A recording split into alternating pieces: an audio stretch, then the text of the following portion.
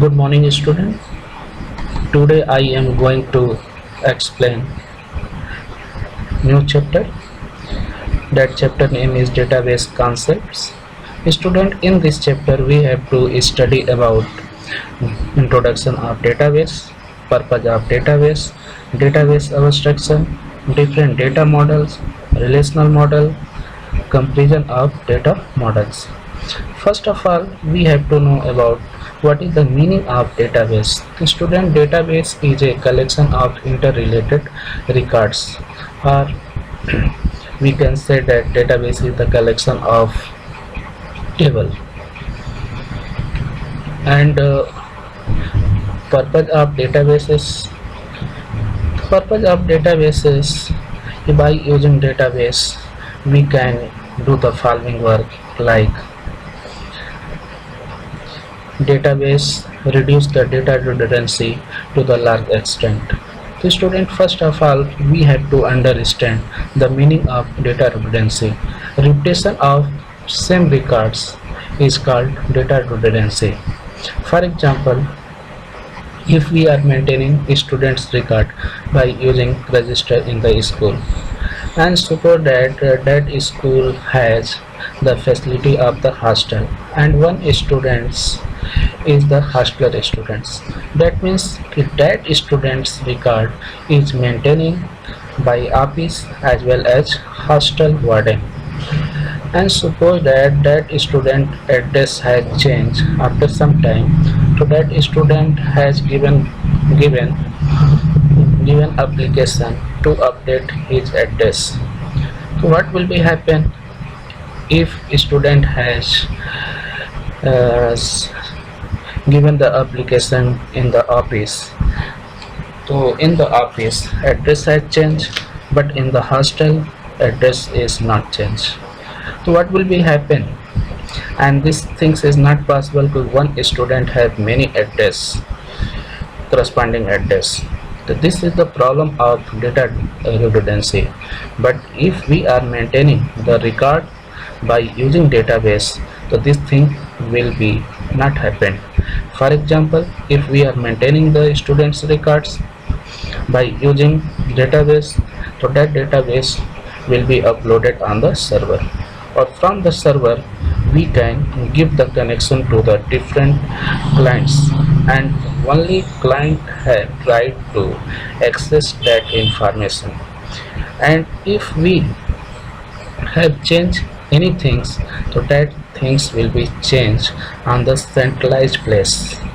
And whenever we change in the database, so that will be access or updated information from every place.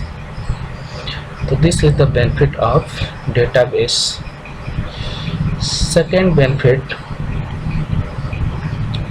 database can control data inconsistency to the large extent. The student, first of all we have to know about inconsistency. Inconsistency means when we access record from database or file, and if we are finding that record is not correct, so this is called inconsistent. But by using database we can easily maintain the inconsistency by using database. That's clear. Next point is databases facilitate sharing of data. So students, you are already knowing by using the database we can share same data to the different person. For example, in the bank or in the school. In the school, our students record and the teacher records are saved in the database, and that database will be on uploaded on server, or from the server we can access our records. For example, record uploaded on the server, and that record is used by principal, vice principal and director, and we can access by parents also and the board also. The record is one, but that record is sharing or using from the different places. So this is the example of database facilitated sharing of data. And next point is databases enforce standards. The students, all students, you are knowing there are the different format. For example, if we are taking the example of date of appointment, so in the India date of appointment will be maintained day, DD, month and the year, but this thing is not possible that if that record is maintained by other country, so that country maintain in the format year, month and date, and some country maintain date format in month, year and date. So this is the different formats, but by using database we can enforce these standards. According to our needs we can change our records in that particular format. So that's clear. And next is database can ensure data security.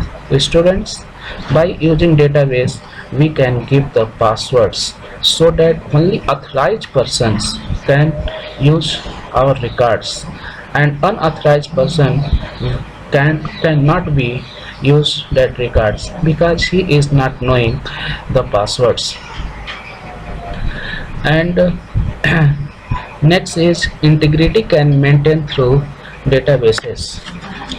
The integrity can maintain through the database means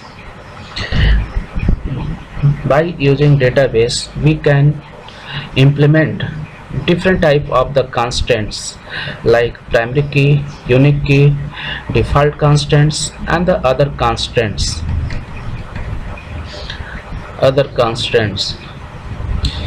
So these are the advantages of the databases. And next is database abstraction. The student, first of all we have to understand the meaning of abstraction. What is the meaning of abstraction? For example, if we are taking the example of mobile phones, the every user is not knowing all things in the mobiles, how the signal is receiving, and when we are calling, so what will be happen internally. These things is not known by the persons, but only essential things is provided to the user, and non-essential things is hidden from the user. So this is the concept of the database abstraction, and same concept is implemented in the database. In the database many records and many techniques are using. Only we are providing essential information to the users, and non-essential things, how the information will be stored in the database, how the informations are extracting from the database, these all terms are hidden from the users. For example, if we are taking the example of bank employee, so that employee is only knowing about the computer, how to start the computer and accessing the information, but that person is unknown from programming languages, how the program will executed, how to make the programs, and how the primary key will be work. These all things are hidden, but that user are expert to use the software. So this is the concept of database abstraction.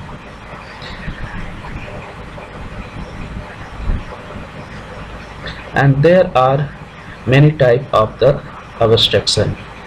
The students, in the next video I will explain database abstraction level. Bye.